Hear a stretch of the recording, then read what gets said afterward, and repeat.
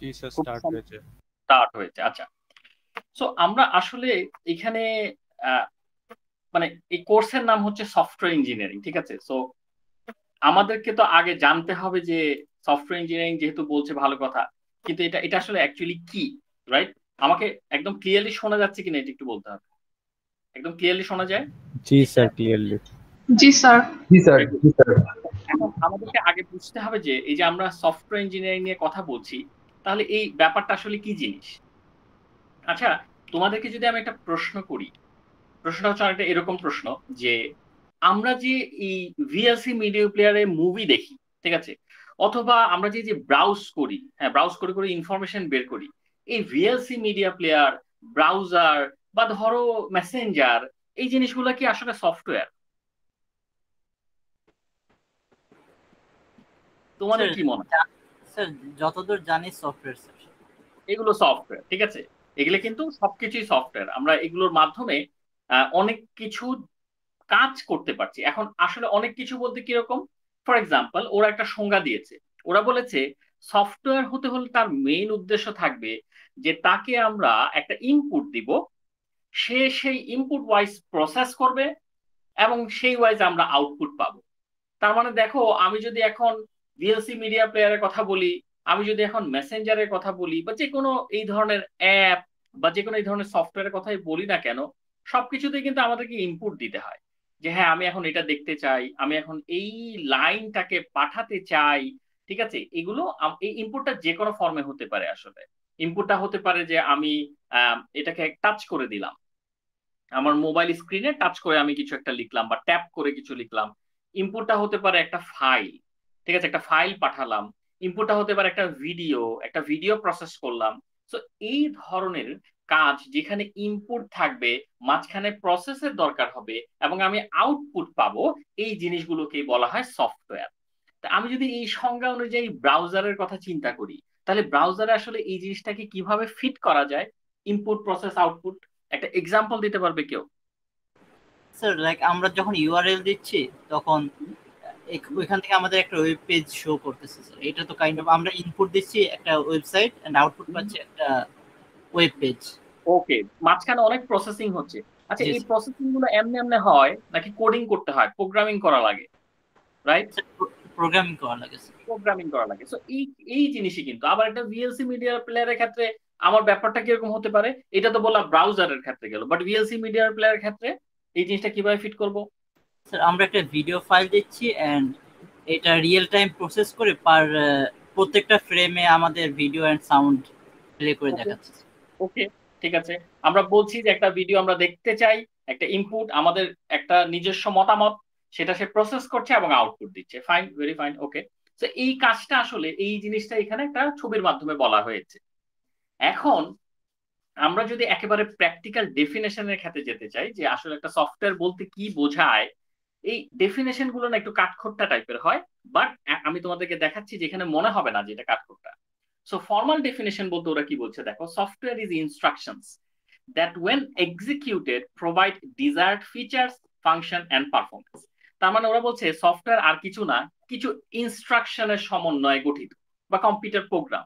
এবং যেই প্রোগ্রামগুলো যখন কাজ করে, যখন এক্সিকিউট হয়, তখন আমরা আমরা আমরা আমাদের যেই জিনিসগুলো দেখতে চাইতাম, ফর এক্সাম্পল আমরা কিছু ফিচার চাচ্ছি, কিছু মুভি দেখতে চাচ্ছি, বা আমরা একটা মেসেঞ্জারে একটা টেক্সট পাঠাতে চাচ্ছি, এই জিনিসগুলো হবে কিসের মাধ্যমে হবে?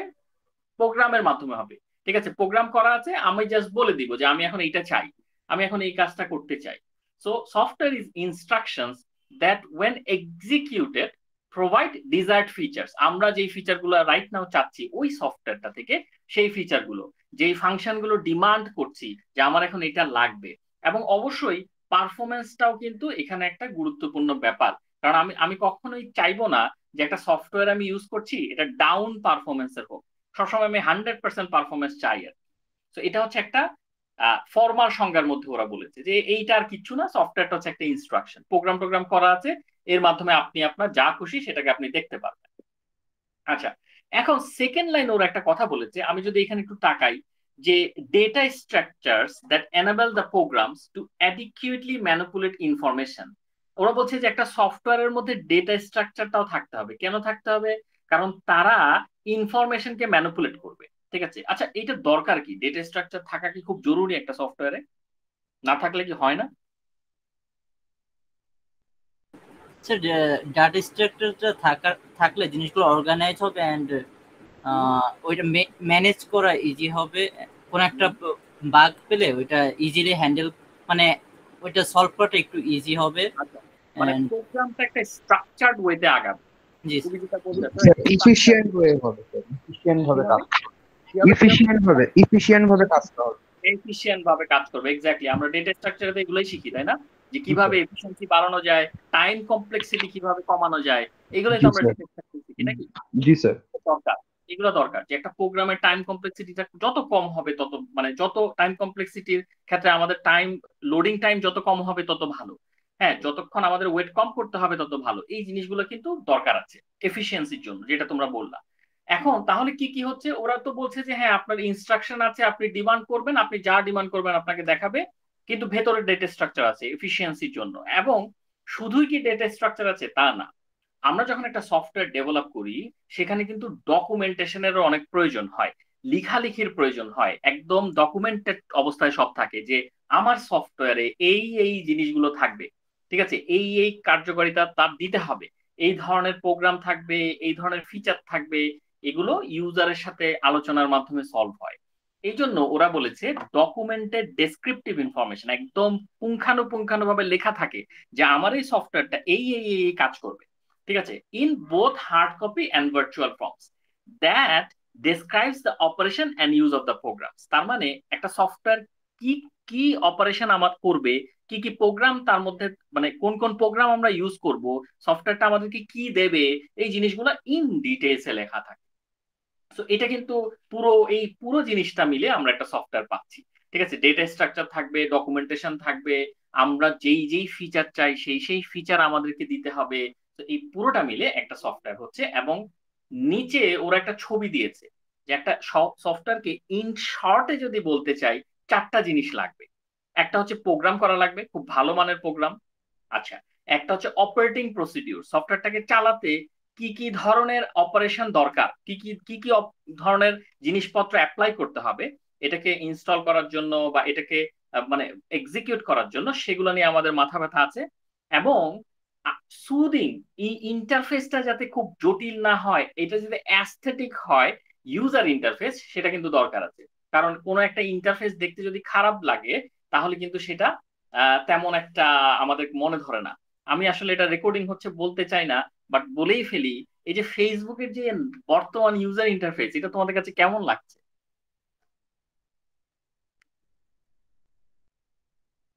কেমন লাগছে বলো? স্যার তেমন একটা ভালো না স্যার। আমার কাছে একটু কেমন কেমন জানি লাগছে, আমি যতবারই ইউজ করছি আমার কাছে মনে হচ্ছে আগেরটা না ভালো ছিল, একটু একটা অ্যাস্থেটিক ভাব ছিল, একটু সুদিং ছিল।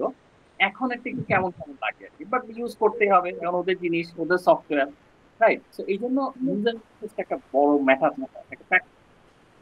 এবং ডকুমেন্টেশন, তো এই চারটা জিনিসের সমন্বয়ে আমাদের একটা সফটওয়্যার গঠিত। কি কি? প্রোগ্রাম, অপারেটিং, কোন ধরনের প্রসিডিউর আমরা অ্যাপ্লাই করব, কিভাবে অপারেট করব, ইউজার ইন্টারফেস আর ডকুমেন্টেশন। সো এইটুকুতে তো আসলে কারো কোনো সমস্যা থাকার কথা না। এগুলো আছে স্লাইডে, তারপর আমি জাস্ট বলে যাচ্ছি একে একবার। আচ্ছা, তো আমরা এখন দেখি, আমরা তো সফটওয়্যার পড়লাম কিন্তু আমরা তো পুরো কোর্সের নাম হচ্ছে সফটওয়্যার ইঞ্জিনিয়ারিং। তাহলে ইঞ্জিনিয়ারিং জিনিসটা কি? আমরা আসলে জানি ইঞ্জিনিয়ারিং কি, বাট তারপরও কেন জানি আমরা এটাকে ভয় পাই। ইঞ্জিনিয়ারিং হচ্ছে, আচ্ছা তো এখানে এখানে বুকিস্ট কথাটা আগে দেখি কি বলছে। Engineering on the other hand is all about developing solutions. আমরা কিন্তু ইঞ্জিনিয়ারিং মানে যেটা এক সোজা সাপটা ভাষায় যেটা বোঝায় যে আমরা সোসাইটির প্রবলেম গুলোকে ফাইন্ড আউট করবো, কোথায় কোথায় সমস্যা আছে যেটাকে ইঞ্জিনিয়ারিং করে করে সলভ করা যায়, ওইটা ফাইন্ড আউট করা হচ্ছে মেইন টার্গেট আমাদের, শুড বি আর। আচ্ছা, সো কিন্তু এই যে আমরা প্রবলেম ফাইন্ড আউট করব, আমরা ওই অনুযায়ী সলিউশন তৈরি করব, এটাকে ইঞ্জিনিয়ারিং বলছে। বাট সলিউশন যেটা তৈরি করব সেটার ধাঁচটা একটু ডিফারেন্ট হবে। যে কোনো ধরনের সলিউশন তৈরি করলে হবে না, আমাদের সলিউশনটা হতে হবে সিস্টেমেটিক, সায়েন্টিফিক, বিজ্ঞানের অস্তিত্ব থাকতে হবে, এবং ওয়েল ডিফাইন্ড প্রিন্সিপালস। আচ্ছা, ওয়েল ডিফাইন্ড প্রিন্সিপাল বলতে তোমরা কি বুঝো বলো তো? ওয়েল ডিফাইন্ড প্রিন্সিপাল, শুধু প্রিন্সিপাল না, ওয়েল ডিফাইন্ড প্রিন্সিপাল, এটা মানে কি? স্যার ফর্মাল নেমিং গুলা ইউজ করতে হবে। আরো কিছু, অন্য কিছু আমরা যদি আরেকটু স্মার্ট ওয়েতে বলি, প্রিন্সিপালস। প্রিন্সিপালস মানে কি? ওয়েল ডিফাইন্ড প্রিন্সিপালস, এটা মানে কি? স্যার মানে কোনো ভুল থাকবে না এরকম রুল অর সামথিং।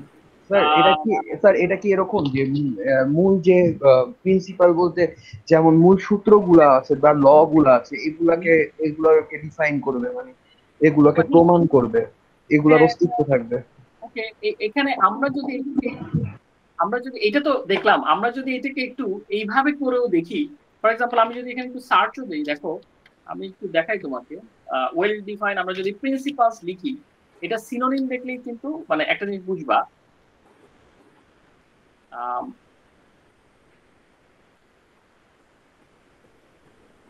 কোথায়? আচ্ছা, এখানে ম্যাথমেটিক্স এর কথা বলা হয়েছে। আমরা যদি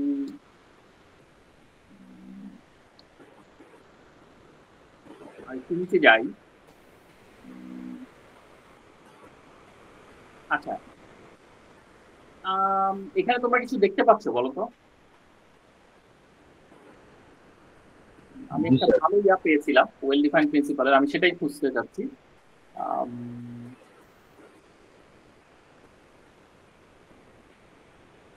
আচ্ছা, আমরা এটাকে আপাতত মানে একটু এখানে এখানে কিছু পাওয়া যায় কিনা, a function is well defined same result. আচ্ছা, এটা ওরা অন্য ধাঁচে বলেছে, ফাংশনের ধাঁচে বলেছে, আমরা এখানে পরে আসছি।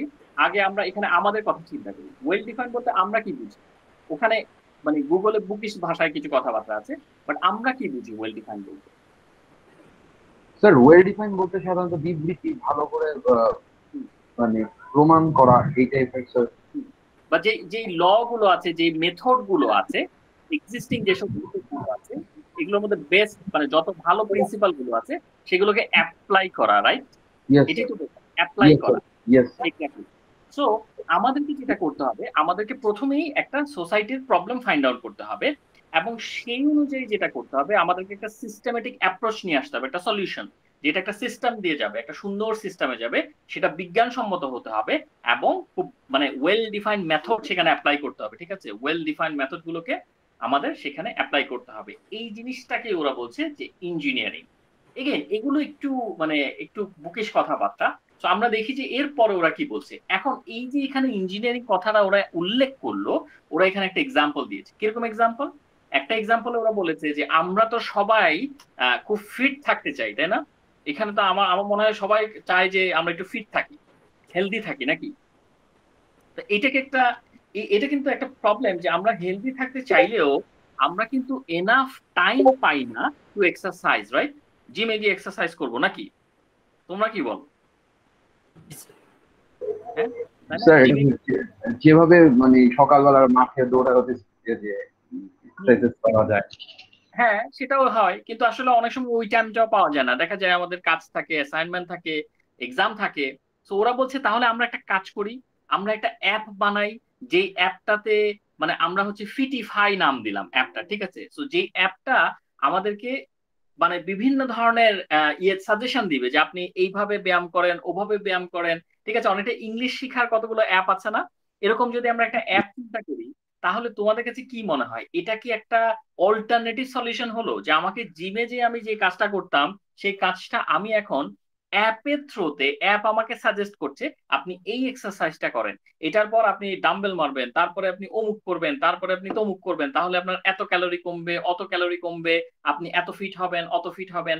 এটা অ্যাপ দেখে দেখে যদি বাসায় আমি এক্সারসাইজটা করি, সেটাকে একটা অল্টারনেট হয় বলে মনে হয় তোমাদের কাছে? জি স্যার, মানে ওকে, একটা অল্টারনেটিভ হয় না? Yes sir, yes sir. হয় আচ্ছা স্যার। আচ্ছা। So, এই এই জিনিসটাই কিন্তু ওরা বেসিক্যালি এখানে বলতে চাচ্ছে যে আমরা ইঞ্জিনিয়ারিং বলতে আমরা সফটওয়্যারে কিভাবে আমরা এই জিনিসটাকে অ্যাপ্লাই করতে পারি, ঠিক এখন যেটা এক্সাম্পল দিলাম যে সোশ্যাল প্রবলেম ফাইন্ড আউট করব, এবং সেই অনুযায়ী আমরা মানে অ্যাপ্রোচ নেব। আমরা একটু আজানটা শেষ হওয়ার জন্য 1 মিনিট ওয়েট করি, 1 মিনিট লাগবে। ওকে, ঠিক আছে, 1 মিনিটে আজানটা শেষ করার জন্য ওয়েট করি। ওকে।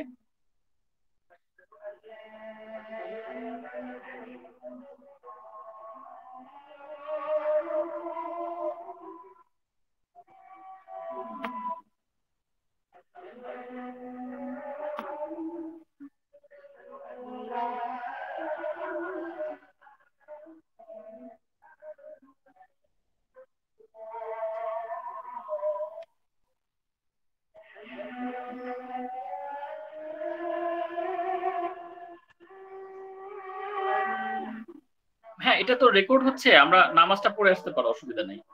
তো আমরা মানে এখানে যা আছে পাবো আর কি।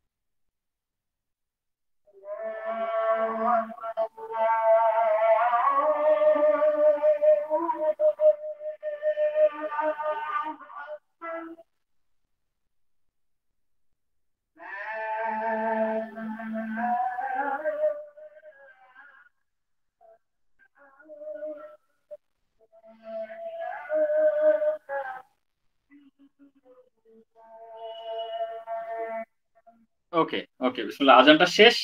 তো আমরা যেইখানে ছিলাম, ওরা একটা এক্সাম্পল দিয়েছে কিভাবে আমরা ইঞ্জিনিয়ারিংটা করতে পারি সফটওয়্যারের ক্ষেত্রে। তো আচ্ছা, এই যে সফটওয়্যার, এটা একটা স্যাম্পল দিয়েছে। আচ্ছা, এটা রেটিং টেটিং দেখালো, এগুলো আমরা বুঝতে পেরেছি। তো এখন ওরা একটা ফর্মাল ডেফিনেশন দিতে চায়। এতক্ষণ পর্যন্ত কিন্তু আমরা সফটওয়্যার আর ইঞ্জিনিয়ারিং এর আলাদা আলাদা ডেফিনেশন দেখেছি, তাই না?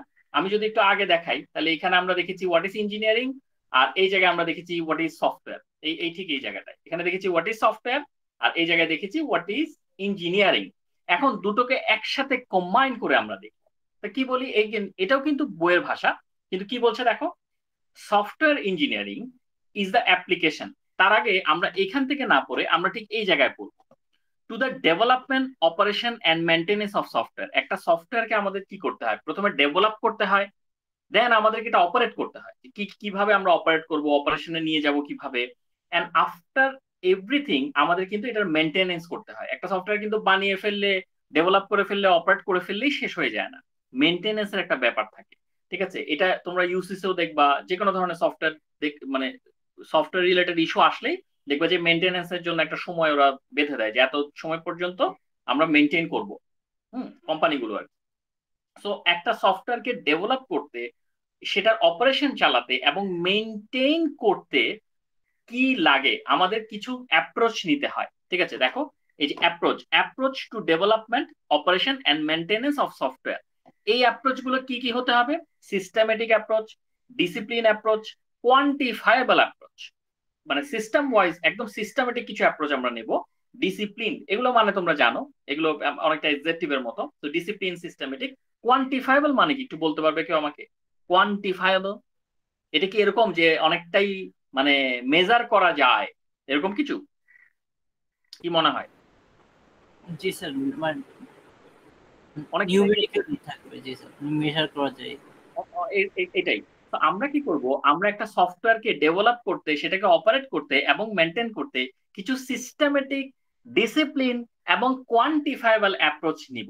ঠিক আছে, এই অ্যাপ্রোচ গুলোকে অ্যাপ্লাই করলে এইটাকেই বলে সফটওয়্যার ইঞ্জিনিয়ারিং। এই যে অ্যাপ্রোচ, সুন্দর সুন্দর অ্যাপ্রোচ, এগুলোকে যখন অ্যাপ্লাই করব অ্যাপ্লিকেশনের থ্রুতে, তখনই এটাকে বলছে সফটওয়্যার ইঞ্জিনিয়ারিং। এইবার আমার কথাটাকে সংজ্ঞায় দেখো, software engineering is the application of a systematic, discipline, quantifiable approach to the কি করতে, development, operation and maintenance of software.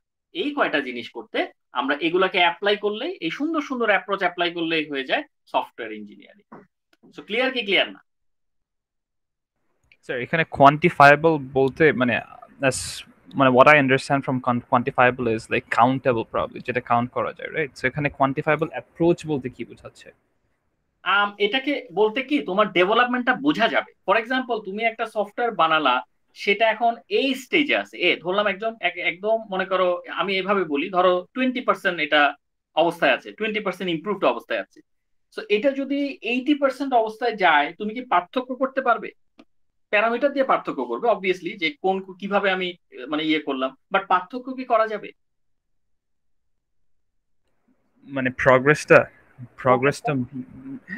ওটা করা যাবে, কিন্তু প্রত্যেকটা মানে সবসময় অ্যাপ্রোচটা, যেই অ্যাপ্রোচটাই নিই না কেন, ইজ ইট নট অলওয়েজ কোয়ান্টিফায়াবল? আমি যে ডেভেলপ করি না কেন একটা সফটওয়্যার, প্রগ্রেসটা তো সবসময় মেজার করতে পারবো, because I know what my final goal is, and আমি জানি, মানে আমি একটা গেস করতে পারি যে আমি কতটুকু দূরে ওই ফাইনাল গোল থেকে। So I could be like yes I am 50% away, I'm 40% away. So whichever approach I take, isn't it always quantifiable? আমরা মানে আমরা চেষ্টা করি, হ্যাঁ, মানে আসলে তো আমরা এখানে কিন্তু কোনো গ্যারান্টি দেওয়া যায় না যে আমি যে অ্যাপ্রোচটা নিয়েছি সেটা যে 100% ওয়ার্ক করবে, সেটার কি কোনো গ্যারান্টি আছে? না। তাহলে আমরা চেষ্টা করব নেওয়ার, ঠিক আছে, চেষ্টা করবো কোয়ান্টিফাইবল। তুমি যেটা বলছো যে আমি যখনই যে অ্যাপ্রোচ নিব সেটা তো হতেই হবে মানে আমি ইমপ্রুভ করার জন্যই নিচ্ছি, ভালো অ্যাপ্রোচই নিচ্ছি। আমরা ভালো অ্যাপ্রোচই নেই, বাট অলওয়েজ এটা ওয়ার্ক নাও করতে পারে, ঠিক আছে। তো এটা খুব হার্ড এন্ড ফাস্টে আমরা নিয়ে না যাই, আমরা ধরে নেই যে হ্যাঁ আমরা যে অ্যাপ্রোচটা নিচ্ছি কোয়ান্টিফাইবল, এবং আমরা ধরে নিচ্ছি ইট উড ওয়ার্ক। ওকে, আচ্ছা, ওকে স্যার, কনভিন্সড হয়েছো? Yes sir. আমি ওখানে একটু ইয়ের মনে হচ্ছিল যে, আমার কাছে যেটা মনে হচ্ছিল যে প্রত্যেকটা অ্যাপ্রোচ, যেই অ্যাপ্রোচটাই নেই না কেন, আমাদের গোল তো হ্যাঁ আমাদের এই অ্যাপ্রোচে কাজ করবে, ওটা হোপ করেই তো we start taking an approach. So ওটা আমার কাছে মনে হচ্ছিল সব সময় কি আসলে অ্যাপ্রোচ গুলো সাকসেস হয়? সব সময় সাকসেসফুল হয় না, বাট ওটা ভেবেই তো আমরা শুরু করি যে না, hopefully it will work out. মানে তোমার ইয়েটা ঠিক আছে যে আমাদের স্টার্টিংটা কিন্তু ওই কোয়ান্টিফাইবল অ্যাপ্রোচ থেকেই শুরু হয়। হ্যাঁ, আমরা কখনো মানে হ্যাঁ তোমার কথা ওটারও আমি গুরুত্ব দিচ্ছি, যে তুমি বলছো যে আমাদের অ্যাপ্রোচটা তো কোয়ান্টিফাইবলই থাকলে, whether it would work or not, but approach should be always quantifiable. হ্যাঁ, ওইটাও আমরা ধরতে পারি, তাই না? রাইট। আচ্ছা গুড, ওইটাও হলো। ওকে, সো এই হলো হচ্ছে একটা সফটওয়্যার ইঞ্জিনিয়ারিং এর আমাদের ডেফিনেশন আমরা দিচ্ছি আর কি। তো এখন এইখান থেকে এরপরে আমরা সামারিতে চলে গেলাম, মজা হচ্ছে। তো আমরা এইবার একটু নেক্সট স্টেপে যাব, বেশি বড় লম্বা ক্লাস হবে না, ক্লাসের সাইজ ছোট হবে, কিন্তু আমরা কয়েকটা জিনিস আরো জানবো, ঠিক আছে। আচ্ছা, আমরা ইয়াটা দেখবো, আমরা এখানে মেথড অ্যাপ্রোচ এগুলো আমরা লাস্টে দিয়ে একটু দেখবো। আমি এটাকে এখন ওপেন করি। আচ্ছা,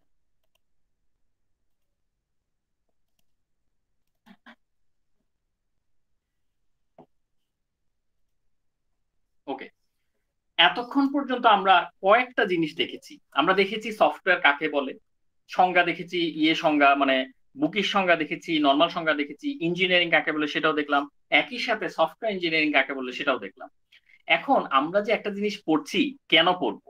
ইম্পর্টেন্সই যদি না থাকে সেটা পড়ার, তাহলে আননেসেসারি জেনে তো লাভ নেই। তো আমরা এই চ্যাপ্টারের নাম দিয়েছি সফটওয়্যার ইঞ্জিনিয়ারিং ইম্পর্টেন্স। তো আমরা একটু দেখে আসি যে এখানে কি কি ইম্পর্টেন্সের কথা ওরা তুলে ধরছে। তো ইম্পর্টেন্সের কথা বলার আগে ওরা একটু শুরুটা একটু গ্র্যাবার দিয়ে করলো যে রোলস কারা কারা, মানে সফটওয়্যার ইঞ্জিনিয়ারিং আসলে থাকে কারা কারা। কয়েক ধরনের মানুষজন থাকে। দেখো, প্রথম কথা হচ্ছে ইউজার, যারা অ্যাকচুয়ালি সফটওয়্যারটাকে ইউজ করে। এখন আমি একটা সিনারিও বলি, তোমরা আমাকে একটু বলো এখানে আমি ইউজার নাকি আমি কাস্টমার। ফর এক্সাম্পল, আমি পাঠাও অ্যাপ ইউজ করি, তোমরা ম্যাক্সিমামই পাঠাও অ্যাপ ইউজ করো। আচ্ছা, পাঠাও অ্যাপ থেকে তোমরা যখন খাবার অর্ডার দাও, তোমাদের বাসায় পৌঁছে দেয়, তোমরা কি পাঠাও এর জন্য ইউজার নাকি কাস্টমার? Customer sir. কাস্টমার। আচ্ছা, তাহলে ধরো এই যে আচ্ছা ধরো ধরো তোমার বাসায় তুমি পাঠাও থেকে ফুড অর্ডার করো, তোমার বাসায় ফুড নিয়ে আসে, তোমার বাসায় ফুড পৌঁছে গেলে তুমি ফুড খেলা, তো তুমি বলছো তুমি পাঠাওয়ের জন্য কাস্টমার। এখন যেই রেস্টুরেন্টের সাথে পাঠাওয়ের লিঙ্ক আপ আছে, ঠিক আছে, তারা নিশ্চয়ই এই অ্যাপ থেকে টাকা নেয়, এই অ্যাপের থ্রুতে টাকা পায় নাকি? যে ফ্রিতে তো করে না, না? Yes sir, yes sir. আচ্ছা, কিন্তু তোমাকে কি টাকা দেয়? না স্যার। তাহলে তুমি কি করে কাস্টমার হলা? তাই না? তুমি কিন্তু ইউজার, তুমি হচ্ছে পাঠাও অ্যাপটাকে ইউজ করছো, এই অ্যাপ থেকে একটা টাকাও তোমার পকেটে যায় না, তাই না? জি স্যার। উল্টো তুমি নিজের পকেট থেকে পয়সা দিয়ে খাবার কেনো। তো এই জন্য তুমি হচ্ছে ইউজার হু অ্যাকচুয়ালি ইউজেস। এখানে দেখো লেখা আছে হু অ্যাকচুয়ালি ইউজেস। কাস্টমার কারা অথবা বিজনেস পিপল কারা? Who initiates to build it for business.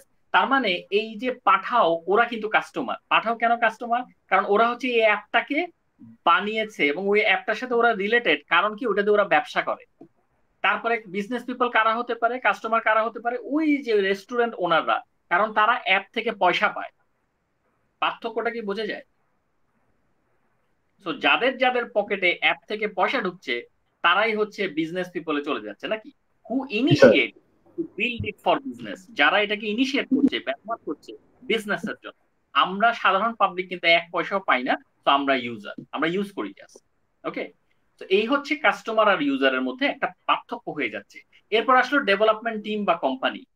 এই ডেভেলপমেন্ট টিম বা কোম্পানি হচ্ছে তারা যারা এটাকে বিল্ড করে। হয়তোবা পাঠাও কোম্পানি যেটা, সে সেটাকে তার মাথায় এরকম একটা অ্যাপের বুদ্ধি এসেছে, এখন হতে পারে সে অন্য একটা ডেভেলপমেন্ট কোম্পানির কাছ থেকে এটা করাবে, অথবা নিজেরই তার ডেভেলপমেন্ট কোম্পানি আছে, মানে ডেভেলপমেন্ট টিম আছে। তো সেগুলো আরো পরে দেখবো। বাট এর সাথে যারা রিলেটেড, এই অ্যাপটা যারা হাতে ধরে বানিয়েছে তাদেরকে বলা হয় development company or team. Who develops it? এই পাঠাও অ্যাপটা কারা ডেভেলপ করেছে? ম্যানেজমেন্ট প্রোগ্রামার যারা আছে, যারা ম্যানেজমেন্ট টিমে আছে, যারা আইটি পার্সন ছিল, তারা মিলেমিশে এই অ্যাপটাকে ডেভেলপ করেছে। ঠিক আছে, তো এইটা হচ্ছে ডেভেলপমেন্ট অথবা কোম্পানি টিম, নাম শুনেই কিন্তু বোঝা যায়। তো এদের মধ্যে কি ডিফারেন্সিয়েট করতে তোমাদের কষ্ট হয়? একটা পাঠাও অ্যাপ, তার ইউজার কারা, তার কাস্টমার কারা, তার ডেভেলপমেন্ট কোম্পানি অথবা টিম কারা, এটা কি ডিফারেন্সিয়েট করতে সমস্যা হয়? না স্যার। ভেরি গুড, তাহলে হলো। এইবার আমরা গেলাম হচ্ছে এই যে যখন এতগুলো মানুষ একসাথে কাজ করে। আচ্ছা, তোমরা তোমাদের এক্সপিরিয়েন্সটা একটু আমাকে বলবে। তোমরা যখন প্রজেক্টে অনেক মানুষজন কাজ করো, ধরো তোমাদের প্রজেক্টে আছে নেওয়ার কথা 3 জন, তোমাদেরকে আমি বললাম তোমরা একটা টিমে 10 জন করে নাও, ফ্রিডম দিলাম যে 10 জন করে নাও, 15 জন করে নাও, তোমরা কি রাজি হবা? না স্যার, এটা মানে কেন টিম কেন? স্যার বেশি মানুষ হলে স্যার জিনিসটা অনেক প্রবলেম ক্রিয়েট করতে পারে। আমি একটা একটা একটা কথা শুনেছিলাম, মনে হয় নানা মুনির নানা মত, এরকম কিছু একটা, রাইট? তো কাজ করা হয় কম, দোষ দেওয়া হয় বেশি, যে অমুক করে নাই তমুক করে নাই, এরকম অনেক রকমের জিনিসপত্র, রাইট? তো এইখানে এই যে ওরা বলছে এতগুলো জিনিসপত্র, ইউজার আছে, কাস্টমার আছে, ডেভেলপমেন্ট কোম্পানি আছে, এতগুলা মানুষ আছে বলেই এখানে মিথস এর জন্ম হয়। মিথস মানে কি? What does it mean by myth? একটু বলো তো। কুসংস্কার নাকি? যেটা সত্য না সেটাও বলা। তো ওরা বলছে দেখেন এখানে কিছু মিথস এর ব্যাপার স্যাপার আছে। কি মিথস এর ব্যাপার স্যাপার? এটাকে ওরা 3টা ভাগে ভাগ করেছে। একটা ওরা বলছে ম্যানেজমেন্ট মিথস, একটা হচ্ছে কাস্টমার মিথস, আরেকটা হচ্ছে প্রোগ্রামার মিথস। ঠিক আছে, এইগুলো আমরা এখন দেখবো যে কারা কাদেরকে দোষটা পাচ্ছে, কারা কাদের সাথে কি করছে। সো ফার্স্ট অফ অল আসলো ম্যানেজমেন্ট মিথস। ওকে, ম্যানেজমেন্ট লেভেলে যারা আছে, যারা এই যে মনে করো যে ম্যানেজ করে আর কি জিনিসপত্র, এখানে বোধহয় আমরা কোনো একটা জায়গায় দেখেছিলাম এই যে ম্যানেজমেন্ট, ডেভেলপমেন্ট কোম্পানি অথবা টিম, এর মধ্যে সিনিয়র পাবলিক যারা আছে, ম্যানেজমেন্টের যারা থাকে, ওরা বলে যে এই আমাদের অফিসে এত এত বই, পয়সা খরচ করে বই কিনেছি, ঠিক আছে, কি কোনো কাজে লাগছে না, কেউ এটাকে ইউজই করছে না। একটা সফটওয়্যার তো বই পড়েই বানানো যায়। এই জন্য ওরা কি বলছে, we already have a book that's full of standards and procedure, সবকিছু লেখা আছে ওই জায়গায় একটা সফটওয়্যার কেমনে বানাতে হয়। won't that provide my people with everything? আমার এই বই পড়ে কি আমার যারা আন্ডারে যারা আছে এরা কিছুই করতে পারে না? তাহলে বই কিনলাম কেন এত পয়সা দিয়ে? আচ্ছা, তোমাদের কি এটা মিথ মনে হয় না ঠিকঠাক মনে হয়? এটা তো মিথ স্যার। কেন কেন? বই তো আমার কথা আমিও বলি বই তো আছে, সমস্যা কি? কিছু হইলেই বলবো বই তো আছে। তোমরা একটা সমস্যা নিয়ে আসবে, আমি বলবো বই তো আছে। স্যার বুকিশ এক্সপেরিমেন্ট আর স্যার প্র্যাকটিক্যাল এক্সপেরিমেন্টের মধ্যে পার্থক্য আছে স্যার। পার্থক্য আছে, আবার বইয়ের ভার্সনেরও ব্যাপার আছে। 1990 সালের বই দিয়ে নিশ্চয়ই আমি 2021 সালে প্রোগ্রাম করব না। প্রোগ্রাম তো প্রতিনিয়ত কন্টিনিউয়াসলি ইভলভ হচ্ছে, চেঞ্জ হচ্ছে। আজকের প্রোগ্রাম আজ 1 বছর আগে জিনিস দিয়ে বই দিয়ে নিশ্চয়ই আমি এখন নতুন জিনিসপত্র ইন্টিগ্রেট করব না। কথা কি রাইট নাকি রং? জি স্যার, রাইট। তো এই ধরনের বই হিসাব করে আমরা কিন্তু সফটওয়্যারে কুলাতে পারবো না। যে অমুক বই পড়লে হয়ে যাবে, তমুক বই, বিকজ সফটওয়্যার ইজ ইভলভিং, ওর নেচারটাই হচ্ছে ইভলভ করা, বই দিয়ে যেটাকে আটকে রাখা যায় না। আচ্ছা, সো এখন আবার ওরা শুধু বই না, ওরা বলে যে মাই people do have state of the art software development tools. State of the art মানে হচ্ছে হাইয়েস্ট ডেভেলপ বা একদম কারেন্ট আপডেটেড মানে টেকনোলজি। সো অনেক সফটওয়্যার কোম্পানি বলে আমাদের এত ভালো ভালো সফটওয়্যার আছে, এত পাওয়ারফুল সফটওয়্যার আছে, যেগুলো অলরেডি, এত টুলস আছে যেগুলো অলরেডি অ্যাভেলেবেল, আমরা একটা big company, we do have this things, কিন্তু আমাদের অন্যান্যরা এটাকে ইউজ করছে না। এটাও কিন্তু একটা মিথ। কারণ কি, অনেক সময় দেখা যায় যে একটা সফটওয়্যারকে, নতুন একটা ধরো আমি একটা সফটওয়্যার বানাচ্ছি, সেটার সাথে আরেকটা এক্সিস্টিং সফটওয়্যার ইন্টিগ্রেট করাচ্ছে বা এক্সিস্টিং সফটওয়্যারকে মিক্স আপ করাচ্ছে, নতুন একটা সফটওয়্যার বানানোই ভালো। ঠিক আছে, সবসময় যে স্টেট অফ দ্য আর্ট টেকনোলজিকে কাজে লাগানো যায় সেটাও কিন্তু না, সবসময় যে আপডেটেড সফটওয়্যার ইউজ করা যায় সেটাও কিন্তু না, কারণ আপডেটেড সফটওয়্যার ইউজ করতে হলে সেরকম দক্ষতারও দরকার হয়। ঠিক আছে, তো সবাই তো আর সব ধরনের সফটওয়্যার একসাথে মানে ইউজ করার ওইরকম ক্যাপাবিলিটি রাখে না। ঠিক আছে, তো এগুলোও কিন্তু মিথ যে শুধুমাত্র মানে উন্নত জিনিসপত্র থাকলেই যে আমরা সেটাকে ব্যবহার করতে পারবো, দামি দামি জিনিসপত্র থাকলেই যে ব্যবহার করতে পারবো, নট নেসেসারি। ঠিক আছে, আচ্ছা, এই থার্ড পয়েন্টটা, এটা আমাদের লাইফের সাথে মিলে যায়। লাইফের সাথে কিভাবে মিলে? ওরা বলে যে আমরা পিছিয়ে পড়লে কোনো অসুবিধা নাই, if you get behind schedule we can add more programmers and catch up. এটাকে বলা হচ্ছে মঙ্গোলিয়ান হর্ডে কনসেপ্ট। কেন এই কনসেপ্টটা বলা হয়? ওরা বলছে দেখেন, আমার একটা সফটওয়্যার যদি ইউজারকে 1 মাসের মধ্যে দিতে হয়, কোনো সমস্যা নাই। আমরা যদি একটু পিছায়ও পড়ি, 15 দিন পিছায়ও পড়ি, আমরা একটা কাজ করব, আমরা 5 জন সফটওয়্যার ইঞ্জিনিয়ারের জায়গায় 10 জনকে অ্যাড করবো। যত পিছাবো আমরা সফটওয়্যার ইঞ্জিনিয়ার অ্যাড করতে থাকবো, তাহলে হবে কি, কাজের গতি বাড়বে। অনেকটা এরকম যে আমি একটা বাড়ি বানাচ্ছি, বাড়ি বানানোর সময়সীমা হচ্ছে 1 মাস, আমি যেটা করলাম 20 দিন পরে গিয়ে দেখলাম বাড়ির কিছুই হয় নাই, তা আমি বললাম যে আরো আরো আমাদেরকে আরো ইঞ্জিনিয়ার্স দেন, বাড়ির আর্কিটেকচার ঠিক করুক, সবকিছু ঠিক করুক, এগুলো আমরা এখন বানাবো। আচ্ছা, is it a wise decision? কেন? নো স্যার, কেন আমরা তো অ্যাড করতেছি, নতুন নতুন মানুষ অ্যাড করতেছি না, সমস্যা কারণ স্যার নতুন অ্যাড হলে স্যার ওদের বুঝতে, কনসেপ্টটা বুঝে আবার স্টার্ট করতেও স্যার টাইম লাগবে। এক্স্যাক্টলি। আবার ট্রেনিং এরও ব্যাপার আছে, তাদেরকে যে ট্রেনিং দিয়ে, আমার হাতে তো সময় নাই, সফটওয়্যারটা যে বোঝাবো, ইউজার কি চায়, কাস্টমার কি চায়, কোন পার্সপেক্টিভে করছি, এগুলো সব বুঝাতে তো একটা সময়ের ব্যাপার আছে। ইটস নট লাইক আমি মাত্র ঢুকলাম সবকিছু শুরু করে দিলাম। এই জিনিসটা আমাদের কিসের সাথে মিলে? আমরা যখন সারা বছর দেখা যায় পড়াশোনা না করে পরীক্ষার 2 দিন আগে অনেক কিছু অ্যাডাপ্ট করতে চাই, তাই না? তখন এই ধরনের একটা কনসেপ্ট আমাদের মাথায় ঘুরে, নাকি ঘুরে না? এটা কিন্তু আমাদের লাইফের সাথে মিলে যায় যে আমরা আমরা যখন পরীক্ষার আগে আগে যখন পড়াগুলো ধরি, তখন এই কনসেপ্টটা আসে যে একসাথে এতগুলো পড়া আমরা কভার করতে পারি না, বিকজ মানে ইট রিকোয়ার্স টাইম। এটা হচ্ছে মেইন প্রবলেম। তো এই ধরনের মিথ গুলা ম্যানেজমেন্ট মিথ বলে, মানে ম্যানেজমেন্টের মিথ এগুলা, যে ওরা মনে করে যে বই আছে, এত এক্সপেন্সিভ টেকনোলজি আছে, আমরা চাইলেই ম্যান পাওয়ার অ্যাড করতে পারি, টাকা আছে আমাদের। এই কনসেপ্ট গুলো আসলে আদৌ সফটওয়্যারের ক্ষেত্রে কাজে দেয় না, হয়তো অন্য ক্ষেত্রে কাজে দিতে পারে, but not for the software. আচ্ছা, এইবার আসো কাস্টমার মিথ। ম্যানেজমেন্টের মিথ থাকতে পারে, কাস্টমারের মিথ থাকবে না, সবাই তো সবার দিক থেকে ডিফেন্ড করার চেষ্টা করছে। সো কাস্টমারের মিথটা দেখি ওরা কি বলছে। ওরা বলছে ওরা কাস্টমার হচ্ছে, ওরা ওরা টাকা দিবে আর কি, ওরা খুব একটু একটু লেজি টাইপের যদি মানে হিসেবে বলে, তাহলে হচ্ছে ওরা চিন্তা করছে এই general statement of objectives is sufficient to begin writing programs, we can fill in details letter. তার মানে কাস্টমাররা মনে করে আমরা যদি একটা অ্যাপ কাউকে বানাতে দিতে চাই বা একটা প্রোগ্রাম কাউকে, কোনো কোম্পানিকে যদি আমরা বানাতে বলি, কিছু অল্প সংখ্যক প্রি আইডিয়াই এনাফ, ওটা থেকে তারা বানায় ফেলবে, দে আর এক্সপার্টস। আমরা বাকি কিছু লাগলে ওগুলো পরে আমরা তাদেরকে বুঝাই দিব না, ঠিক আছে, যে হ্যাঁ আমরা ওটা চেয়েছিলাম, এমুক চেয়েছিলাম। এটা কি তোমরা সাপোর্ট করো? No sir. কেন? এটা প্রবলেম হবে স্যার আমরা যদি ডিবিএমএস ডিজাইন করতে যাই স্যার, ওই টাইমে আমাদের ইয়ার ডায়াগ্রাম যেগুলো করতে হয় স্যার, এগুলোর জন্য আমাদের ভালো স্পেসিফিক নলেজ থাকা লাগবে, না হলে স্যার এটা অনেক বড় প্রবলেম ক্রিয়েট হবে।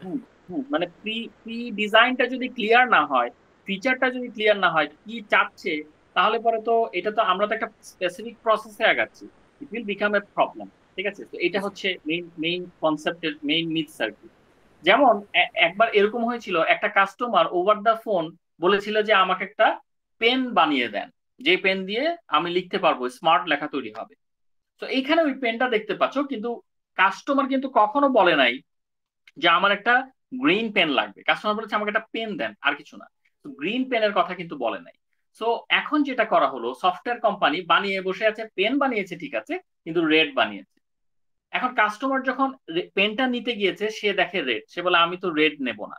তখন এই যে এক্সপেকটেশন চেঞ্জ, কাস্টমার কিন্তু এক্সপেক্টই করে নাই যে তাকে এরকম একটা রেড পেন দেওয়া হবে, কিন্তু সে বলেও নাই আবার যে আমার একটা রেড পেন লাগবে।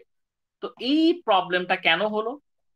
এই শুধুমাত্র উপরের লাইনটার কারণে, যে এই জেনারেল স্টেটমেন্ট, একটা সিম্পল স্টেটমেন্ট আমাকে একটা পেন বানিয়ে দেন, এই একটা লাইনের কারণে। সে যদি বলতো আমাকে একটা সবুজ সুন্দর পেন বানিয়ে দেন, তাহলে এটা হতো না। তো এই জন্য কাস্টমারের মুখের কথা অনেক দামি। ঠিক আছে, এরপর আর কি কি সমস্যা থাকতে পারে? আচ্ছা, project requirement continually change, but change can be easily accommodated because software is flexible. Customer মনে করে আমার হয়তো একটা রিকোয়ারমেন্ট এখন মনে নাই, আমি এক সপ্তাহ পরে তাদেরকে গিয়ে বলে আসবো। তো এটাও কি একটা সমস্যা? আমি যখন বলবো তখন তারা ওটা ইন্টিগ্রেট করে নিবে, অসুবিধা নেই। এটা কি একটা সমস্যা? জি স্যার, ডিপেন্ডেন্ট জিনিস যখন থাকে তখন স্যার এটা অনেক বড় প্রবলেম। বড় প্রবলেম। এটাকে অন্যভাবে দেখি, ধরো আমি তোমাদেরকে একটা অ্যাসাইনমেন্ট দিলাম, অ্যাসাইনমেন্টের কোয়েশ্চেনের 5টা পার্ট, আমি প্রথম পার্ট তোমরা করে ফেলছো, আমি এখন বললাম যে প্রথম পার্টটা ভুল ছিল, অন্যটা করো। বা দ্বিতীয় পার্ট শেষ, তখন আমি বললাম যে আরেকটা পার্ট লেখো। তো তোমাদের কি এটা কি একটা মেসড আপ অবস্থা হয়ে যাবে না? আমি কিছুদিন পর পর গিয়ে এক একটা পার্ট, 5টা পার্টের মধ্যে একটা চেঞ্জ করি, আবার লিখতে হবে। জি স্যার, এভাবে জি স্যার, লাইক একটা কোশ্চেন যদি 5টা থাকে, সাবপার্ট থাকে, একটার সাথে একটা রিলেটেড স্যার। তো আমরা 5টা করে ফেলার পর তারপর জানলাম যে 2 নাম্বারটাতে প্রবলেম আছে, তো আমাদের আবার 2, 3, 4, 5 আবার নতুন করে করতে হবে। That is a problem. এই এক্স্যাক্টলি ছোট ছোট প্রবলেম গুলোই সফটওয়্যারের ক্ষেত্রে হয়, কিন্তু বিগার ইয়া থেকে দেখা যায় না। সেইগুলোকেও, এটাও কিন্তু মিথ। যখন তখন যে কোনো কিছু বললে পরে উই কান্ট চেঞ্জ ইট, ঠিক আছে, এটা কিন্তু মানতে হয়। তারপরে কাস্টমার যেহেতু king, we can't say anything, ওভাবে ম্যানেজ করতে হয় আর কি। আচ্ছা, তো এই তো গেল কাস্টমার মিথ। এবার আমরা আসলাম হচ্ছে প্রোগ্রামার মিথে। এখন সবার মিথ আছে, ম্যানেজমেন্টের মিথ আছে, কাস্টমারের মিথ আছে, প্রোগ্রামারই বা বাদ যাবে কেন? তার কি কোনো সে নাই? তারও মিথ আছে। সে বলে যে আমি যদি একটা প্রোগ্রামকে লিখি, লিখা মাত্র আমি বাসায় চলে যাব, পিসি যেভাবে আছে সেই অবস্থায় দৌড় দিয়ে আমি বাসায় চলে যাব। Once we write the program and get it to run, our job is done. আচ্ছা, এটাতে কি প্রবলেম? এটা ঠিকই আছে, ও তো প্রোগ্রাম লিখে দিচ্ছে, তার সমস্যা কি? ওকে আমরা ধরবো কেন? স্যার বাগস আছে কিনা, এক্স্যাক্টলি টেস্ট করতে হবে না। প্রোগ্রামটা দেখা যাচ্ছে এক্সেপশন দিচ্ছে, দেখা যাচ্ছে ইন্টিজারের জন্য কাজ করে, সে ইন্টিজার দিয়ে কাজ করে গেল, আমি একটা ফ্লোটিং পয়েন্ট নাম্বার দিলে আর হয় না, এক্সেপশন দেখায়। তো এই টেস্টিং গুলো কে করবে? এই জন্যই এইটা হচ্ছে একটা মিথ। এবং ও বলছে যে a working program is a successful deliverable of the project. Programmer বলতে চাচ্ছে একটা প্রোগ্রাম যদি রান করে, কাজ করে, তার মানে আমার প্রজেক্টটা ডেলিভারেবল হয়ে গেল। নট মানে অফকোর্স, কারণ এই একটা প্রোগ্রাম রান করা মানে যে প্রজেক্ট ডেলিভারেবল তা না। এখানে অনেক টেস্টিং আছে, অনেক ইন্টিগ্রেশন আছে, একসাথে করে পরে সুন্দর মতো পলিশ করতে হয়, প্রচুর কাজ আছে। তো এগুলো কিন্তু প্রোগ্রামারের মিথ। তো আমরা এখান থেকে আসলে বুঝলাম যে যে যার জায়গা থেকে নিজেকে ডিফেন্ড করার চেষ্টা করছে। এই কয়টা মিথস দিয়ে আমরা বুঝলাম আর কি। সো এই মিথস গুলা একটু জাস্ট তোমরা মাথায় রাখবা। আমরা অনেকটাই আমাদের একদম স্লাইডের শেষ পর্যায়ে চলে এসেছি। আমাদের প্রথম কথা হচ্ছিল যে কেন সফটওয়্যার ইঞ্জিনিয়ারিং ইম্পর্টেন্ট, এই জিনিসটা আমরা পড়তে গিয়ে এই কথাগুলো আসলো। এটার সাথে কি তোমরা রিলেট করতে পারছো যে কেন সফটওয়্যার ইঞ্জিনিয়ারিংটা ইম্পর্টেন্ট? আমার মিথস এর সাথে ওটা সম্পর্ক কি, কেন ইম্পর্টেন্ট? যেগুলা মিস স্যার, তারা আমাদের ওগুলা মাথায় রেখে ওগুলা যাতে না হয় বা আমাদের দ্বারা এটা যাতে ক্রিয়েট না হয়, এটা চিন্তা করতে হবে। এক্স্যাক্টলি। আমরা যখন সফটওয়্যারটাকে ডেভেলপ করব, আমাদের মাথায় রাখতে হবে যে আমাদের প্রোগ্রামাররা যাতে এইসব এক্সকিউজ না দেয়, আমাদের ম্যানেজমেন্ট যাতে এই ধরনের ঝামেলা না করে, কাস্টমার যাতে এই ধরনের প্রবলেম না করে। এই জন্য সফটওয়্যার ইঞ্জিনিয়ারিংটা ইম্পর্টেন্ট। এগুলো হচ্ছে সফটওয়্যার ইঞ্জিনিয়ারিং আমাদেরকে শিখাই দিচ্ছে যে এগুলো এগুলো এগুলো এগুলো করবেন, নাহলে আপনারা প্রবলেমে পড়বেন। ওকে, এখন এই যে আমরা সফটওয়্যার মানে একটা সফটওয়্যার ডেভেলপ করব, এখানে আমাদের এক্সপেকটেশন আর রিয়েলিটির মধ্যেও কিন্তু মাঝে মাঝে পার্থক্য হয়। যেমন আমরা যদি এই ছবিটা দেখি, একদম শুরুর ছবিতে তোমরা দেখবা যে একটা কাস্টমার তার জন্য, তার নিজের জন্য একটা গাছে ঝুলছে এরকম একটা চেয়ার বানাতে চায়। হয়তোবা সে দুলতে চাচ্ছে এখানে, হ্যাঁ, এক সাইড থেকে আরেক সাইড ভাবে দুলবে, মজা হবে যেটাতে। তো এই যে দুলছে এরকম একটা চেয়ার সে চায় গাছের মধ্যে।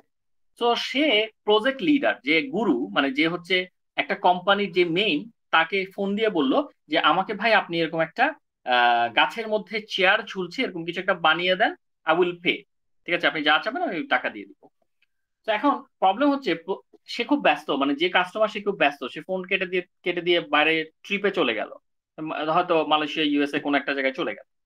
এখন প্রজেক্ট লিডার একটা বিপদে পড়লো। কি বিপদে পড়লো বলতো? সে এই ছবির সাথে এই ছবির পার্থক্য কি? সেকেন্ডটা কি বিপদে পড়লো? স্যার সেকেন্ডটাতে এটা সুইং করবে না, কারণ ওই গাছটাতে বেঁধে যাবে স্যার। এখন প্রজেক্ট লিডার চিন্তা করছে, আচ্ছা আমি তো তাকে জিজ্ঞেসই করি নাই যে চেয়ার বানাবে, ঠিক আছে, কিন্তু ডান সাইডে বানাবে নাকি বাম সাইডে বানাবে, গাছের কোন সাইডে বানাবে, সে কি জিজ্ঞেস করেছে? জিজ্ঞেস কিন্তু করে। এখন সে চিন্তা করছে যেহেতু আমি জিজ্ঞেস করি নাই ডান সাইড হবে নাকি বাম সাইড হবে, তাহলে আমি একটা কাজ করি, মাঝামাঝি দেই, না আমারটা না তারটা, মাঝখানে মাঝখানে থাকবে, তাহলে সে কিছু বলতে পারবে না, না তারটা না আমারটা, তাই না? তো হইলে হয় ডান সাইডে হতো অথবা বাম সাইডে হতো, আমি মাঝামাঝি দিলাম, কোনো কথা নাই, ভালো কথা। এখন এটাকে যখন অ্যানালাইজড, যে যে প্রোগ্রাম অ্যানালাইজড, তার কাছে যখন এই এই জিনিসটা, এই তথ্যটা গেল, সে চিন্তা করতেছে এইটা কেমন কাহিনী, আমি একটা চেয়ার বানাবো, এইটা এখন দুলবে কিভাবে, এটা তো বাড়ি খাবে গাছের মধ্যে, এটা দোলার জায়গা কই। তো সে চিন্তা করলো আমরা যদি একটা কাজ করি, মাঝখানটা ফাঁকা করে দিই, তাহলে মনে হয় খুব স্মুথলি দুলতে পারবে, তাই না? মাঝখানে একদম হাওয়ায় ভেসে যাবে, এরকম একটা দোলাদুলি হবে। বাট আমি যদি এই কাজটা করি তাহলে সাপোর্ট পাবে কোত্থেকে গাছটা? এই সাপোর্টের জন্য বাম পাশে আমি একটা এরকম, এটা কি কি কি দেখতে পাচ্ছ তোমরা বলো তো? বড় একটা ডাল দেবো, ডান পাশে এরকম একটা বড় ডাল দেবো, রাইট? রাইট, এইভাবে করে সাপোর্ট দেবো। এখন সে যখন এরকম একটা রিপোর্ট তৈরি করলো, এটা দেখতে কি অনেকখানি কমপ্লেক্স মনে হচ্ছে নাকি হচ্ছে না প্রথমটা থেকে? এই ওয়েটটা মেইনটেইন করা অনেক কষ্ট হবে। এক্স্যাক্টলি, প্রচুর কমপ্লেক্স। Yes sir. জি আচ্ছা, স্যার। এখন অ্যানালাইজার অ্যানালাইজ করছে এরকম, এখন সে যখন প্রোগ্রামারের কাছে দিছে, প্রোগ্রামার তো বলে ওরে বাপরে, এই জিনিস আমি প্রোগ্রাম করবো কেমনে, এখানে এইটা, এখানে সাপোর্ট, ওইখানে ফাঁকা, এই জায়গায় কি? প্রোগ্রামার কোন রকম কোড টোড করছে, তার কোড দেখতে হয় এরকম, এখানে যেরকম দেখানো আছে কোন রকম আর কি, ঠিক আছে, যে এইটুকু অবস্থায় আসলো। এখন এটাকে তো সেল করতে হবে, সেল যেহেতু করতে হবে, বিজনেস কনসালটেন্ট যারা, তারা তখন কাস্টমারকে একটা ইমেল পাঠালো, আপনার জন্য আমরা এক্সক্লুসিভ সোফা বানাচ্ছি। কি বানাচ্ছি? Exclusive sofa. তারা তো এমনিই বলে নাকি, জি স্যার। সোফা বানাচ্ছি, এক্সক্লুসিভ সোফা। কিন্তু আলটিমেটলি এই যে এতগুলো কাজ করা হচ্ছে, এগুলোর কোনো ডকুমেন্টেশনই নাই। এই যে দেখো লাস্টের লেফটে, একদম লেফটে পুরা ডকুমেন্টেশন ফাঁকা, কিচ্ছু নাই। কারণ অ্যানালাইস্ট নিজেও বুঝতেছে না কি করতে হবে, লিডার তো নিজে উল্টা ডিসিশন নিল, আর প্রোগ্রামার তো সে তো পালাবে কোথায় সেটা চিন্তা করছে, কারণ তাকে এমন একটা টাস্ক দেওয়া হয়েছে সেটা যে আগে দেখে নাই। সো কোনো ডকুমেন্টেশন নাই। এবং ইনস্টলেশনের ক্ষেত্রে গিয়ে দেখা যাচ্ছে এরকম একটা রশি ঝুলতেছে, যেটা কিনা হওয়া উচিত ছিল প্রোগ্রামার যেভাবে লিখেছে সেরকম, সেটার কোনো ইনস্টলেশন তো নাই, একটা রশি ঝুলতেছে। তার মানে অপারেশনাল ইনস্টলেশন, যেটা ওই সাপোর্ট দেওয়ার জন্য যা যা ইনস্টল করা দরকার কিছুই হয় নাই। কিন্তু মাঝখানে এটা রোলার কোস্টার কেন? কেন স্যার টাকা নেই স্যার ফুল। এখন হচ্ছে বিলের কাহিনী আসছে। বিলের কাহিনী কি রোলার কোস্টার ছাড়া হয়? হয়? বিল বিল একটা রোলার কোস্টারের মতো দিতে হবে না? জি স্যার। ওরা বলছে, ওরা এখন বিল করছে কিভাবে, যে আপনাকে আমরা রোলার কোস্টার, বিজনেস কনসালটেন্ট তো বলেছিল হচ্ছে আপনার জন্য সোফা বানাচ্ছি, কিন্তু ওরা বলছে যে এই সোফা দেখতে রোলার কোস্টারের মতো, ঠিক আছে, তো আপনাকে বিল করা হয়েছে রোলার কোস্টারের মতো। এবং আলটিমেটলি এটাকে সাপোর্ট দেওয়া হচ্ছে এরকম, কারণ সাপোর্টে কিছুই নাই, কারণ কেউই কিছু করে নাই, কোনটা কোনটা কোথা থেকে কি গেছে কেউই কিছু বুঝতে পারছে না। সো আলটিমেটলি একটা ফাঁকা গাছের গুড়ি দেখতে যেমন, এটাও ঠিক একই রকম। ওকে, এবং ফাইনালি সবচেয়ে মজার ব্যাপার হচ্ছে কাস্টমার নিজেও কিন্তু শিওর ছিল না। কাস্টমার আসলে what the customer really needed, customer আসলে চেয়েছিল এরকম কিছু, একটা টাওয়ারের মতো থাকবে, যদিও আমি জানি না যে টাওয়ারের ভিতরে সে বসবে কেমনে, যেটা যাই হোক।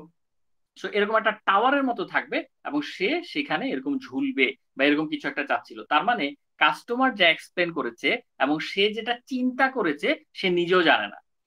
অনেক সময় সত্য কথা বলতে রিয়েলিটিতে এমন হয়, আমরা মাঝে মাঝে বলি আমি এইটা চাই কিন্তু আমি বলতে পারতেছি না যে আমি কি চাই, বলি না আমি চাই কিন্তু আমি জানি না আমি কি চাই, হয় কি হয় না? কি স্যার হয় স্যার? বলে যে আমি আমি একদম এটাকে এমন করে বানাবো কিন্তু কিভাবে যে এক্সপ্রেস করব আমার ভেতর থেকে আসতেছে না।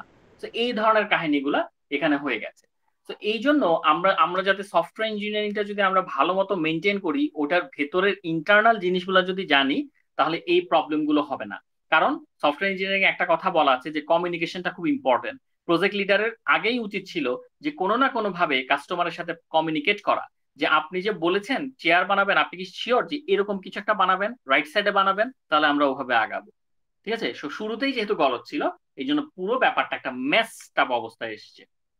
তো এটাই হচ্ছে এক্সপেকটেশন ভার্সেস রিয়েলিটি। তো এই জন্য আমাদের সফটওয়্যার ইঞ্জিনিয়ারিংটা দরকার। আচ্ছা, এখন এই যে এখানে বলেছি কিন্তু যে ওইটা হচ্ছে রিয়েলিটি আর এটা হচ্ছে এক্সপেকটেশন, মানে তার সে আসলে পাচ্ছেটা কি এবং তার এক্সপেকটেশনটা ছিল।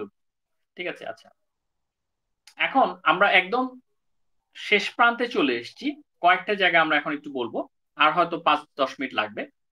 সো সফটওয়্যার ইঞ্জিনিয়ারিং এর একটা বিষয় এখানে দুটো জিনিস দেখানো হয়েছে, যে এটা একটা হার্ডওয়্যার, পাশের জিনিসটা হচ্ছে হার্ডওয়্যার, বাম পাশেরটা হার্ডওয়্যার, ডান পাশেরটা সফটওয়্যার। এখন এটা আসলে কি এক্স্যাক্টলি, এই দুটো গ্রাফ দেখতে পাচ্ছি, বাট দুটো গ্রাফ আসলে কি? দেখো, আমি যখন এই হার্ডওয়্যারের কথা চিন্তা করছি, হার্ডওয়্যারে যখন সময়টা কম, এই যে আমি মাউস নিয়ে যে জায়গাটা দাঁড়াচ্ছি দেখা যায় এই জায়গায় সময়টা যখন কম, মাউস যে একটা নাচানাচি করছে কার্সার দেখা যায়, জি স্যার দেখা যাচ্ছে। ফেইলার রেটটা বেশি। এখানে একটা হার্ডওয়্যারের ফেইলার রেটটা বেশি। এটার কারণ কি? যখন একটা কোম্পানি কোনো হার্ডওয়্যার নিয়ে কাজ শুরু করে, তাদের অতটা দক্ষতা থাকে না হার্ডওয়্যারের উপরে, যে হার্ডওয়্যারটা কিভাবে কাজ করতে হবে। নতুন নতুন আমরা মোবাইল ফোন দেখি, অনেক কিছু দেখি, তাই না, যে এই এই এই- এই ধরনের বা পিসির কেসিং বা বা ভেতরের ইকুইপমেন্ট, এগুলো আমরা যখন দেখি বা এগুলো যখন তৈরি করা হয় বা নতুন কোনো জিনিস যখন ইনভেন্ট করা হয়, শুরুর দিকে এতটা এক্সপেরিয়েন্স সবার থাকে না হার্ডওয়্যারের ক্ষেত্রে। কিন্তু আস্তে আস্তে সময় যত বাড়ে, এই যে দেখো টাইমটা আস্তে আস্তে রাইটের দিকে যত যাচ্ছে, এই ফেইলার রেটটা নিচের দিকে নামছে। আমার যদি কার্সারটা ভালো মতো দেখা যায়, এই যে আস্তে আস্তে এই যে এইভাবে নিচের দিকে নামছে, তাই না? সময় যত বাড়ছে তত নিচের দিকে নামছে। তার মানে কি, যতটুকু টাইম পাস হচ্ছে ওরা এক্সপেরিয়েন্স গ্যাদার করছে, যারা এটা নিয়ে কাজ করছিল তাদের এক্সপেরিয়েন্স বাড়ছে, এবং এক্সপেরিয়েন্স বাড়ার কারণে হার্ডওয়্যার গুলো পারফেক্ট হচ্ছে, হার্ডওয়্যার ফেইলার গুলো কমে কমে কমে কমে কমে আসতেছে। কিন্তু আনফরচুনেটলি আমরা যদি একটু ভালো মতো দেখি, একটা সময় গিয়ে আবার ফেইলার রেটটা বেড়ে যায়। ঠিক আছে, আচ্ছা তোমাদের কাছে কি মনে হয়, হঠাৎ এত সুন্দর ওরা তো এক্সপিরিয়েন্স গেইন করছিল, ভালো মতো ফেইলার গুলো কম ছিল, হঠাৎ করে আবার জাম্প করলো কেন?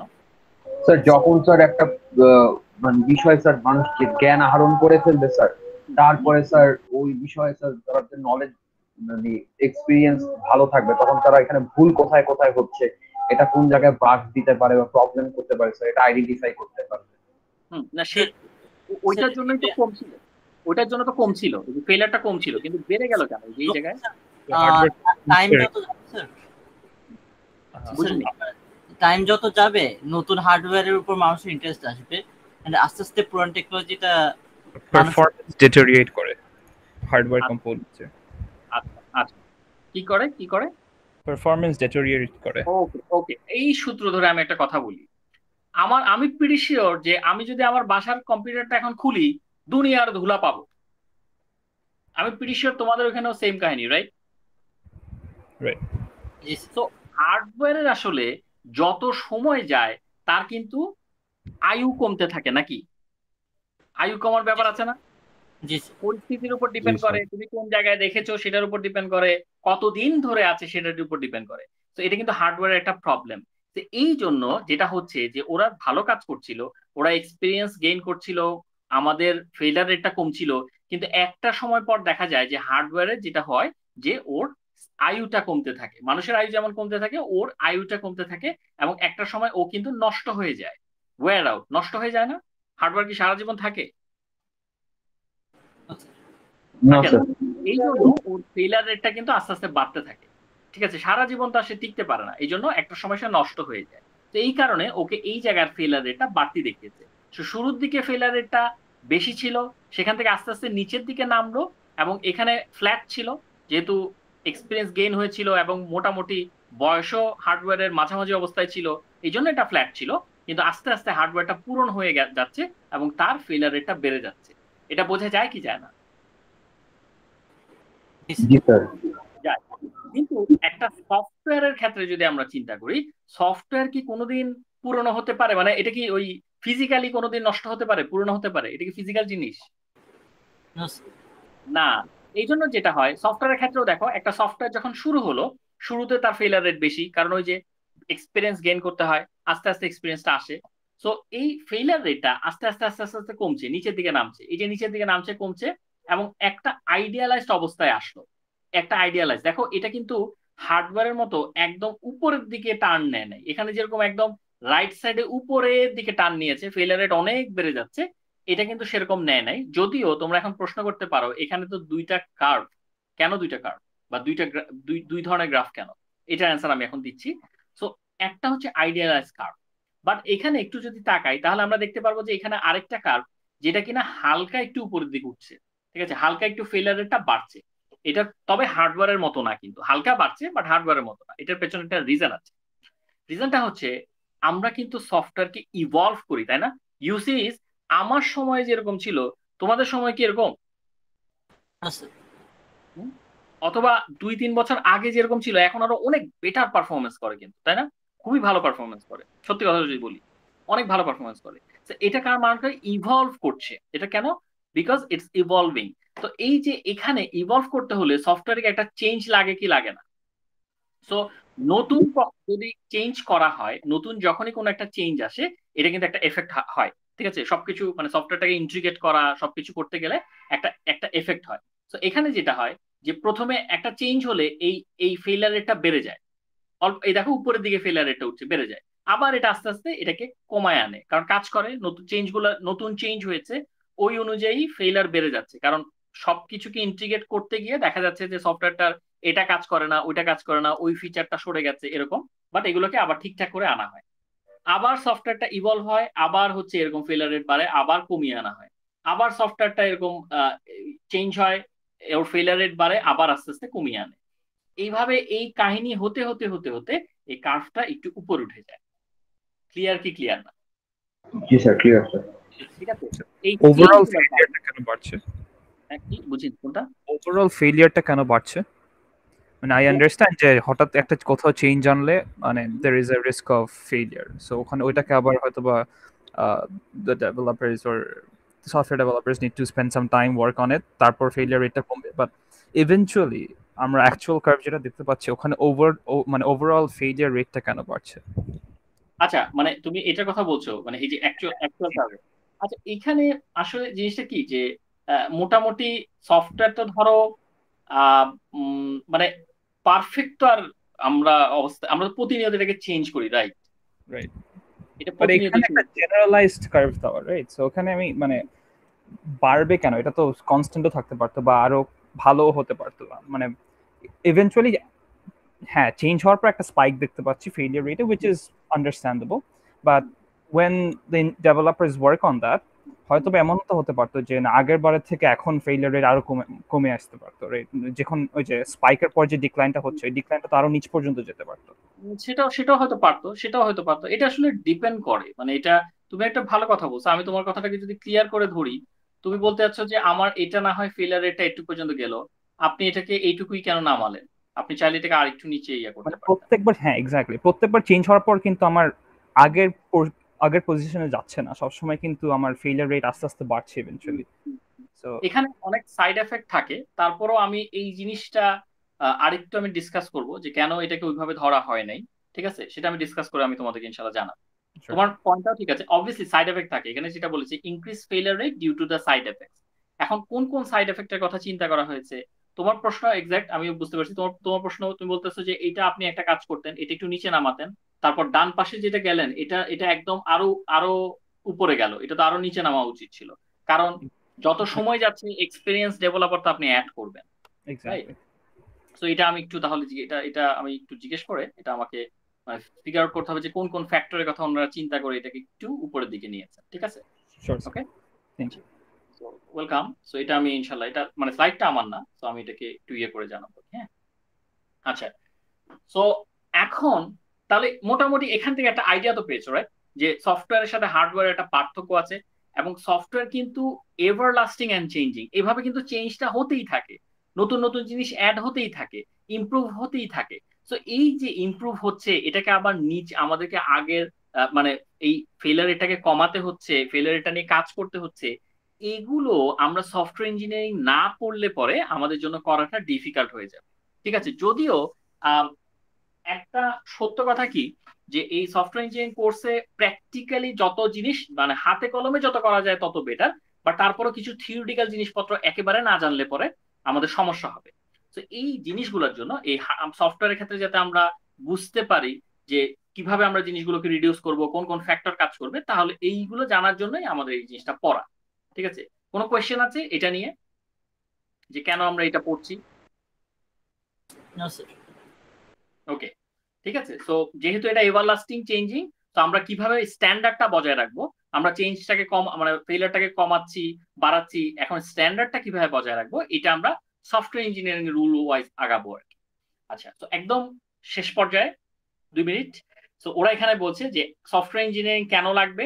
সো সোজা বাংলা কথায়, এতক্ষণ তো অনেক কিছু বললাম যে মিথস গুলা জানতে হবে, তারপরে হার্ডওয়্যার সফটওয়্যারের ডিফারেন্স গুলাকে দেখতে হবে, অনেক কিছু করতে হবে, বাট সোজা সাপটা কথায় যদি বলি, it is important because we need to develop a good software. একটা ভালো সফটওয়্যার যদি ডেভেলপ করতে চাই, কি কি জিনিসপত্র মাথায় রেখে, টাইম, বাজেট, কারেক্ট অপারেশন আর পারফরমেন্স, এই 4টা জিনিসকে মাথায় রেখে যদি আমরা একটা ভালো সফটওয়্যার ডেভেলপ করতে চাই, তাহলে সফটওয়্যার ইঞ্জিনিয়ারিং জানাটা, ইঞ্জিনিয়ারিং নিয়ে পড়াশোনা করাটা আমাদের জন্য দরকার।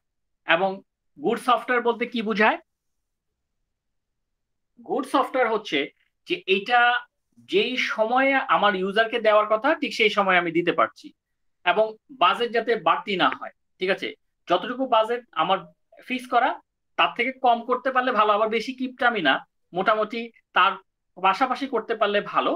সো এইভাবে করে করে আমি যদি এই 4টা পয়েন্ট মেনটেন করে একটা ভালো সফটওয়্যার ডেভেলপ করতে চাই, আমাকে অবশ্যই সফটওয়্যার ইঞ্জিনিয়ারিং এর নলেজটা থাকতে হবে, অ্যাটলিস্ট থিওরিটিক্যাল নলেজ থাকতেই হবে।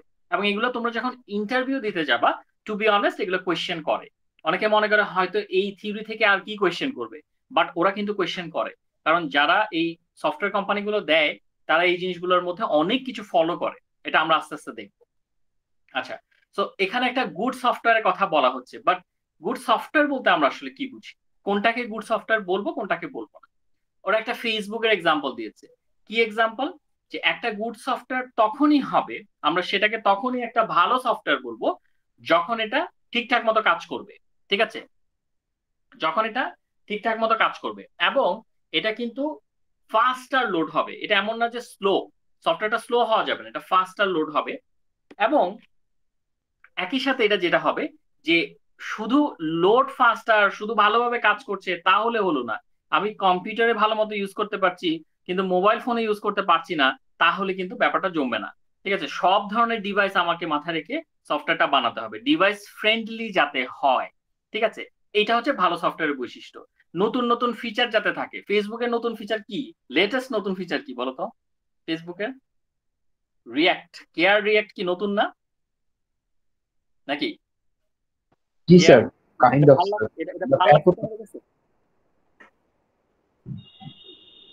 এটা কি ভালো লাগছে তোমাদের কাছে? নতুন রিয়াক্ট কেমন লাগছে? ওরা কিন্তু ফেসবুকের ওরা কিন্তু এখানে বসে বসে অনেক গবেষণা করে যে কোন ধরনের কি নতুন ফিচার অ্যাড করলে মানুষ এটাকে খুব ভালোভাবে গ্রহণ করবে। ঠিক আছে, তারপরে একটা ভালো সফটওয়্যার যদি হয়, তার চ্যাটটা প্রাইভেট হতে হবে। এখন মনে করো তুমি চ্যাট করছো, তোমার চ্যাট সবাই দেখতে পাচ্ছে, এটা তোমার কাছে কেমন লাগবে? একটু, হ্যাঁ, কেমন না? তুমি চ্যাট করছো, সবাই দেখছে। আচ্ছা, তো এই জন্য চ্যাট গুলো যাতে মানে প্রাইভেট চ্যাট থাকে, সফটওয়্যার এটা তার সিকিউরিটিটা যাতে থাকে, এবং ইউজার ইন্টারফেসের কথা যেটা বললাম, যে আমাদের ছোট একদম ছোট ছোট ভাই বোনেরাও যাতে এই সফটওয়্যারটাকে ইউজ করতে পারে। আর আমি যদি সফটওয়্যারে কোনো কিছু নিতে চাই, as a developers we want easy APIs. আমি যদি ফেসবুকের কোনো একটা সার্ভিস ব্যবহার করতে চাই, তাহলে যাতে আমি সেটাকে ইজিলি ব্যবহার করতে পারি বা ইজিলি ইন্টিগ্রেট করতে পারি আমার কোনো একটা জায়গায়। এই জিনিসটা নিয়ে আমি আবারও পরে ডিটেলসে বলবো, এই জন্য এত ডিপ ডেপথে গেলাম না। এখন তোমাদের কাছে আমার একটা প্রশ্ন, যে এই যে it works properly, it loads ফাস্টার, easily যে কোনো জায়গায় ব্যবহার করা যায়, প্রাইভেট চ্যাট, এখানের মধ্যে সিকিউরিটি কোনটায়, মানে কোনটার ক্ষেত্রে খাটে একটু বলতে পারবা? Security, private chatting. Private chatting, আচ্ছা। আম, আর আর আমি যদি পারফরমেন্সের কথা বলি, So load faster. Loads faster, excellent. আমি যদি বলি user interface, I'll user interface, love new features এটা। so load easily anywhere. So load Mobile easily tab, anywhere. PC. Little brother can use it. Exactly দেখো, little brother can use it, এই যে দেখো user interface দেখেছো, even my little brother can use it, এটা হচ্ছে user interface. Private chat, security. We love new feature মানে কি, easy, maintainable and extendable. Extendable মানে কি, আগে ছিল লাইক, তারপর আসলো লাভ, এটাকে এক্সটেন্ড করা হলো, তারপর আসলো রিয়াক্ট, এগুলাকে একটার পর একটা এক্সটেন্ড করছে না, রাইট? আচ্ছা, ইট জি, লোডস ইজিলি এনিওয়্যার, এই যে যেটাকে তোমরা ভুল মনে হয় কি একজন বলে ফেলেছিল ইউজার ইন্টারফেস, এটা কিন্তু ইউজার ইন্টারফেস না, এটা হচ্ছে রিসোর্স। কারণ আমি মোবাইলের মতো করে আমাকে ইয়ে করতে হবে, মানে ওটাকে ফিক্স করতে হবে। কম্পিউটারে ব্যবহার করলে কম্পিউটারের মতো ফিক্স করতে হবে, ট্যাবে ব্যবহার করলে ট্যাবের মতো, এক একটার মেমোরি এক এক রকম, এক একটার স্ক্রিন সাইজ এক এক রকম, তো ওইভাবে আমাকে রিসোর্সটাকে ম্যানেজ করতে হবে। লোড ফাস্টার, পারফরমেন্স, এটা হচ্ছে কারেক্টনেস, ওয়ার্কস প্রপারলি হচ্ছে কারেক্টনেস, ঠিক আছে? আর AI develop as developers we want to use their APIs, এটা যাচ্ছে হচ্ছে ডকুমেন্টেশনে, তাদের সার্ভিস গুলোকে যদি আমরা ইউজ করতে চাই, এটাকে আমি আবারও মানে এপিআই জিনিসটাকে আমি আরেকটা ক্লাসে আমি ডিটেলসে বলতে চাচ্ছি, এই জন্য লাস্টের লাইনটা আমি এখানে এত ভালোভাবে বললামও না। আচ্ছা, সো এই হচ্ছে আমাদের আজকের কেন সফটওয়্যারটা ইম্পর্টেন্ট এবং হোয়াট ইজ সফটওয়্যার ইঞ্জিনিয়ারিং, এই পুরোটার একটা মানে একটা গো থ্রু করলাম আর কি আমি। তো তোমাদের কি কোনো জায়গায় বুঝতে কোনো সমস্যা হয়েছে? Anyone? না স্যার। আচ্ছা, আমি তাহলে ইয়েটা বন্ধ করি, রেকর্ডিংটা অফ করে দিই, নাহলে রেকর্ডিংটা একটু বড় হয়ে যায়।